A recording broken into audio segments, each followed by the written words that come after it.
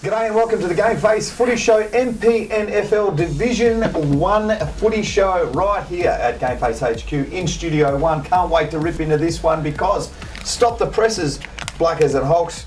Stephen Milne joins the team. Are you excited? He's a wonderful addition, isn't he, Hawks? Yeah, I think we're going to get a few laughs out of Milne over the year. Absolutely. If we can understand what he's saying half the time, it's going to be absolutely fantastic. And before we even talk football, let's go now to a bit of an interview that Milne has done. Go.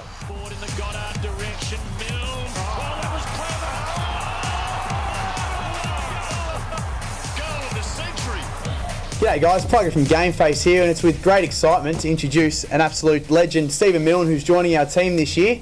Milne, welcome aboard. Thanks, Plugger. I can't wait to work with the GameFace group and yourself, mate. I'm really excited. Every Thursday night, I'm going to be going to a local footy club, interviewing a couple of the guns, or not guns, but doesn't matter. And I'm going to be running a sharpshooter competition at each club. So it's going to be a bit of fun to get to the local clubs and give something back and have a bit of fun with each club. So really looking forward to that. What do you know about GameFace before joining us, mate? Not much until the mighty Glenn Carter gave me a call. And just obviously local footy. I've played 5 years of local footy now, a couple of years at Strathfield Say, and 3 years at Morris. And just your local footy, to go to a game of footy and to have every game or a lot of games streamed live, to go home and watch it. It's something that I could look back on and not do, but to have a look at it now and, to get all the commentary on a local games, and I've had a look at the vision, and the vision is great quality, so it's exciting for the players in local leagues to watch that. Yes, Stephen Milne, one of the biggest names in football. He was the tit rat, boys. I played against him. I was at the other end of the ground. I could hear him all the way, all the Yapping time. away? Yapping away, getting into blokes. And did he get into you at any stage? He did. Yeah. He called me hungry, go hungry once. Was he wrong? He's 100% right, but it's glass houses. Yeah, fair enough. Cannot be thrown stone. Some top stories for you, other than Stephen Milne, is Serena kicked 7 unanswered goals to defeat Mount Eliza. Scanlon out for up to 10 weeks.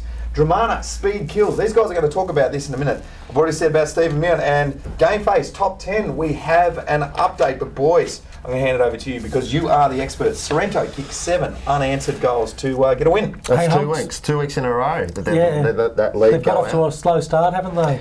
And that's the third time in a row, I think, that they've Mount Eliza, twice last year and once this year, that have led at three-quarter time and let Sorrento overrun them. Yeah, it's a little bit ominous because it's their class that's getting them over the line. 100% it is. It was against YC, definitely. And then this weekend, obviously Big Loudon kicking another 3 goals. He's going to be dangerous. My understanding was, Hulk, that he hurt his ankle. Yeah. They pushed him forward and he played out of the goal square in the last quarter and he kicked 3. There's not too many 6'10" running around in the comp, so they're hard to stop at the best of times, especially if you're moving the ball quickly like Sorrento do. So that was a fair effort. They're worth their weight in gold, tall defenders, and there are not many around that can move well and kick well, because you have to kick well in the back line these days. Oh, you do. I mean, they're worth a mint, and I know with the club that I play for, we'll get a backman to go back there because he's a good kick and we pay him well because they're just so hard to find. Yeah, no, they are definitely. Yeah, it was an outstanding win for them. Tappy got hurt too, I think, on the weekend. No, I don't think he played. I think he pulled up sore from the week before and he didn't play. So, is that from all the kicks he got against YC? Must have been. Oh, he was on fire. Turnbull again, good game. Mount Eliza. He was outstanding. Yeah. He was outstanding. And through the midfield, he was untouchable. I've rated him for a long time. Last year, he really stood out as their prime mover in the midfield. And I thought they were going to lose him in the off-season, but it's good that he stuck around. And Mount Eliza have got to get a lot of confidence out of that. Oh, I think they do. I think he's a really good ball winner. Yeah. He dominated that game. And they spread really well. They just can't close the game out at the moment, Mount Eliza. Is it an experience thing? Will they get this as time goes by, your feeling? Well, what's happened with Mount Eliza is they've lost a lot of their experience in their sort of top tier players, but it's given their young kids an opportunity, and you're seeing that they're running pretty hard, getting out, and they just can't close out. But that might come later on. It's only early. Yep, games experience will help that. You need leadership out on the ground when things get tight. Sports performance tracking. Great sponsor of GameFace. Every week we will provide data on a player. It's great information, gives you distance. We've seen on the AFL, you'll tune in on Friday, you'll see the heat map where guys are sitting themselves a lot. So for instance, if they had me now playing and evening my game day, it'd be just in the form really red. They put it on Luke Potts on the weekend, didn't they? Oh, did they? Yep.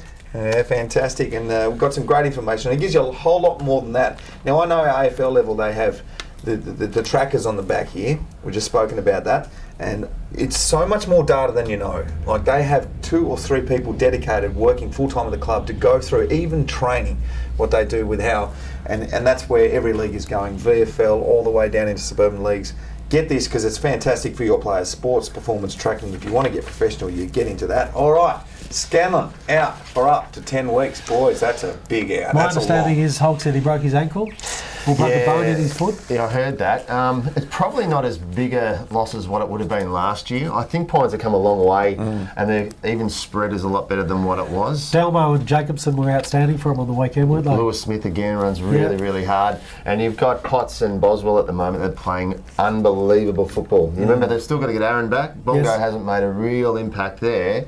So the Plus the Henry boys. Yeah. So their bottom 6 is better than last year. 100%. And they're winning games against top quality opposition. So to get more experience, the blokes through that midfield, it might not be a bad thing.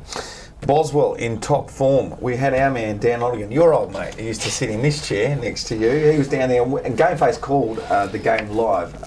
And remember, if you'd like to see games that you can't get to, all you got to do is download the GameFace app. That's in the Google App Store. Looks like that. Put it on your phone, and you can watch those local games from the comfort of your own home.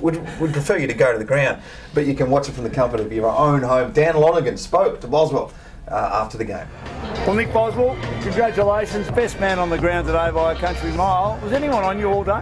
Nah, I don't think so. A few times they yelled out to man me up, but it didn't seem to happen a couple of times. So that was all right, got the win. That's what we wanted. Did that surprise you? Because you just use the footy so well, and you know how to read it so well, and you know how to run out of defence. Did you think eventually someone will play me, and if they might play me as a defensive forward like a Mick Meehan or a Mark Mullins or someone like that? We got told before the game someone's going to man me up and try and drag me out, but I suppose the way we play, we all cover each other and allows each of us to push up the ground. We talk well coming out the back 6, so you know, if I run off my man, there's always someone telling me where they are. So you know, we just have that trust between us, which makes it really good. So it's hard to defend as an opposition club. Nice conditions, Nick. If you look at the scoreboard, you might think that it might have been raining all day. It was just one of those tough contested games. Hard to score, wasn't it? Yeah, it was hard to score. I think the forwards will be doing a bit of goal kicking in practice this week. Yeah. But look, we haven't hit our full straps yet. We've taken one game at a time. We had a bit of a rough start with the practice matches and got 2 wins on the board now. So looking forward to next week.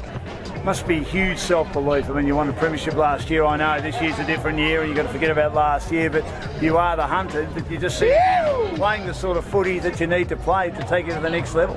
Yeah, look, I think going into pre-season we had a few blokes, not rocking up, had a bit of extra rest, and there was a few of us senior players were starting to get a bit worried. We might have a little bit of a premiership hangover, but I think even just watching the AFL now, from Western Bulldogs to even Richmond, we know we have to work even harder to go back to back, and it's really helped with some of the boys. The last 5-6 weeks have been really solid with training. So how's Chewy Scanlon's knee? It's his ankle. It's his ankle. Yeah. Look, I don't know. It's iced up. I'd say he might miss a couple, but one bloke goes out, we bring another bloke in. So we haven't got a full team still now. There's a lot of blokes pushing for selection, and we'll cover it for a couple of weeks. Well, that's what Paddy prides himself on. I heard the pre-match speech, and he said Hughes out. He's working today. Tommy McDermott's getting his building degree. We wish him all the best, of course, or building licence. And he said that doesn't matter too much. It's all about the fact one out, one in. I mean, you're so good at that, aren't you? Well, I think as well, a lot of blokes forget, when we won the flag last year, we probably had about 4 or 5 blokes out, that are very handy senior players. Another one, he had his little baby girl today, so, we wish him all the best. But he'll come back in next week, Hughes will come back in next week, and, that'll cover Chewy, I suppose, and, we'll see how we go. Good on you, Nick. Congratulations. Well played today. Thanks, 2 from 2, and good luck for the rest of the year. Thanks, mate.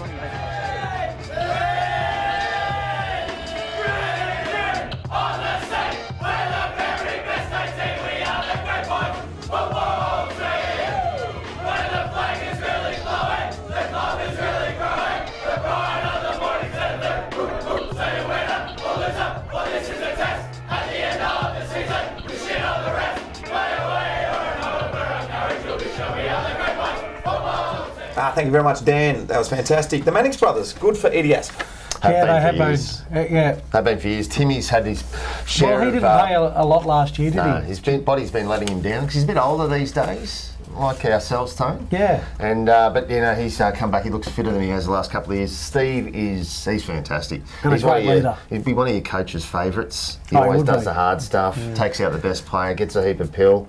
But those boys are great. Edithvale are a weird story at the moment. They've got a lot of new faces in, a lot of high-end talent, but they don't seem to be moving the ball as well. I thought last year they never really gelled or got the best out of that list, and I thought that another year with the same sort of list that they'd be a lot better off. And it's only round 2 and they lost to a good side on the weekend. Well, they got a huge forward line. I couldn't get over how big it was. There's 4 blokes over 6'5" who run around their forward line. It's crazy. So they probably need to get the balance right. Yes, they do. Yes, they do. Blackers, Dramana on top of the ladder, mate. Fleet-footed too. Yeah. They have kills. got speed. And the bloke who set the tone for him is little Matty Garn, who's an outstanding young kid and I think he's done the pre-season at Casey. So he's just waiting to be on their list at some stage. So he's chosen to play at Dramana as their senior club. I wonder if Frankston sort of got ahead of themselves a little bit after their round 1 win over Bomb Beach. Remember last year they were there about for finals time, and when it got a bit tough toward the end of the season, they sort of went into their shell. Yeah. Well, Dramana kicked 10 unanswered goals. Hulks. Yeah, well, 10 to zip at the start, wasn't it? At the first half. I thought it was a misprint on the phone. But look, that's a great win for Dramana. Well, I think it's great for the competition. Yeah. Dramana's come up, won the flag last year in Division 2, and they've come up and they've made an impact straight away. The next 2 games are against YCW and Sorrento. Who wins those ones? Different beasts. They'll see what the gap is in between the top echelon, but that's not to say that they're not going to be competitive. Obviously with Sorrento... They'll enjoy the big open spaces of YCW. Yeah, they will. They will. But yeah, it'll be interesting to see how they come up. We've already spoken enough about Milne, so I want to quickly race through this one, boys. Milne will be a special guest at the GameFace Match Day show function this weekend at Rosebud versus Sorrento, which could be a good match too, boys. We've spoken about it. Can't wait for that one. Remember, you can book GameFace for Match Day functions at your club. They organise absolutely everything. An MC, talent, catering. If you need an MC, you got one here. You got talent, you got one here. Catering, can't help you. Boys, something that's really challenging every week is put together a team of the week, because you have to get all the information from all the clubs, but you do it well. Talk me through your team of the week.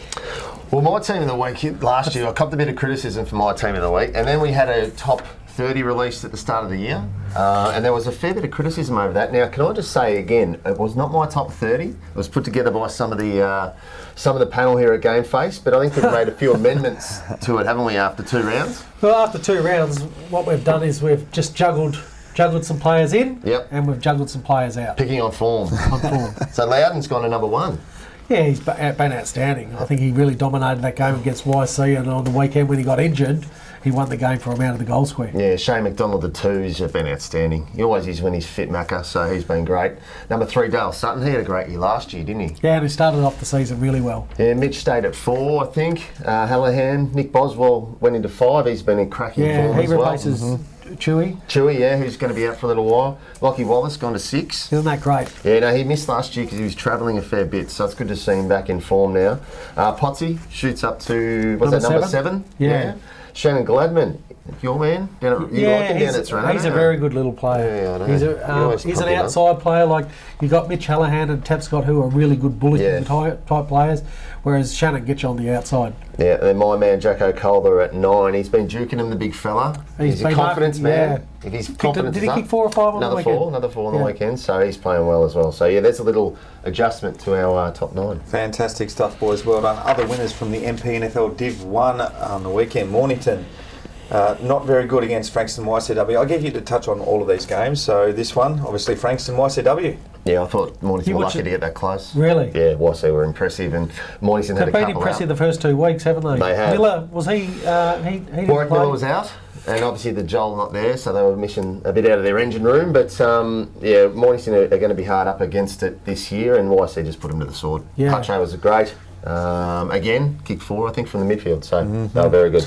Sorrento got over the line against Mount Eliza in a close one. Yeah. Well, unbelievable, really. When you look at, I think Mount Eliza were 12 goals at 3/4 time, and they weren't able to kick a they only kicked 3 points in the last quarter, and Sorrento were able to get momentum and the big fella, Lee Holke kicks the match winner, did he? He did, yeah. Yeah, fantastic. He would have let the crowd know about it too, wouldn't he? Milne style. He does, doesn't he? He loves to celebrate. It was Dramana by 40 points over the Frankston Bombers, boys. Great win by Dramana Footy Club. I wouldn't mind being in the change rooms when Bo addressed them at half time when it was 10 goals to zip against the Div 2 side. I would like that spray. Well, yeah, look, I think Dramana at home are always a difficult side to beat, but they got off to a good start. They did. They set the game up really well. Fantastic. And the Pines, 22 points over Edie Asp. You went and saw the first half of that one, Don't underestimate how good that win was. Yeah. I watched the same game last year. EFL just got over the line. By a point. Pines had a lot out, and they just moved the ball a lot better than EFL. EFL need to work out how to fit all their tools in. They had Door in the back line, 2 ruckmen, 4 over 6'5" in the forward line. So Yader's got some work to do there. He's got some work. A very good team on paper, but it doesn't translate all the time, does it? It's got to be the spread, doesn't it? It does. Yeah. All right, boys, we're moving on to next week's games. It is the split round. I'll get your tips from each game. Mount Eliza hosting the Frankston Bombers. I reckon Frankston are a chance to bounce back only because they'll get a bit of a torch on the track. But if you're looking at form, then you'd think you'd lean toward Mount Eliza. Well, Mount Eliza's form has been really good. Yeah. And this time last year, they played each other twice. Yep. Frankston lost by 2 points in one game and 8 points in the other game. So they were really well evened. What I didn't like about Frankston either, even though they got done on the weekend, was still they had Sutton and Kingsbury as their best couple of players. Yes. They need to start getting those guys around them. Mount Eliza at home, I'd probably lean toward Mount Eliza. Yeah, I think Mount Eliza are a tight one. Boys have got Mount Eliza. I should have said this is being played on Good Friday the 19th. So get down and check out your Friday football. Edie Asp are hosting Bond Beach. EFL, I think EFL in this one. I am an unabashed EFL fan, and Bond Beach have been playing decent footy, but I think EFL will get this one. Oh, it'll be a bumper crowd down there, won't it? They often get a big crowd down there. Huge crowd. Yeah. I think Good Friday, most people who don't have much on will go to this game. Yep, right. Moving on to Saturday football. It's Frankston YCW hosting the Dramana boys. YC's form's been outstanding. Yeah. And you can't fault Dramana's start to the competition. I think you've got the powerhouse of this competition in Division 1 in YCW coming up against the new boys on the block. Welcome to Division 1, Dramana. You'll get a touch-up this weekend. You will. Oh, well. Mornington have to go down to the Pines. How are they going to fare down there? There might be another touch-up, actually. I don't like the look of that one. They'll get Warwick Miller back, I would say. Yes. But, yeah, I think Pines' midfield is going to be too strong. They've been started the season off really well. Yeah, really well. And Jacobson and Delmo have been good. Very good. Inclusions for them. Very good, yeah. Yeah, I think Pines. And the last game, Rosebud are hosting the Sorrento Sharks. Yeah, I think it'll be a hard day for Rosebud. I think Sorrento have started slow, but they've been finishing really well.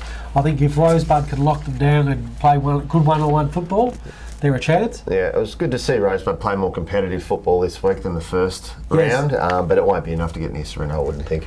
Boys, that's been the show. Fantastic effort. We ripped through a lot of information in such a short amount of time. You know, you have to be on your toes, don't you? You do, Have mate. to be. Good to see you do your research this week, mate. Oh, I have been, mate, yeah. Well, it's good to see you back. Thanks, too, mate. Yeah, no, happy to be back. We missed you, didn't we, Blackers? That Sure has you been did. the GameFace Footy Show for the MPNFL Division 1. It's been great. We'll be back next week. Thanks to our wonderful sponsors and Sports Performance Tracking. Make sure you get into that for all your players. If you want to get professional, that's where you go. We're professional too here at GameFace. We'll be back next week. See you then.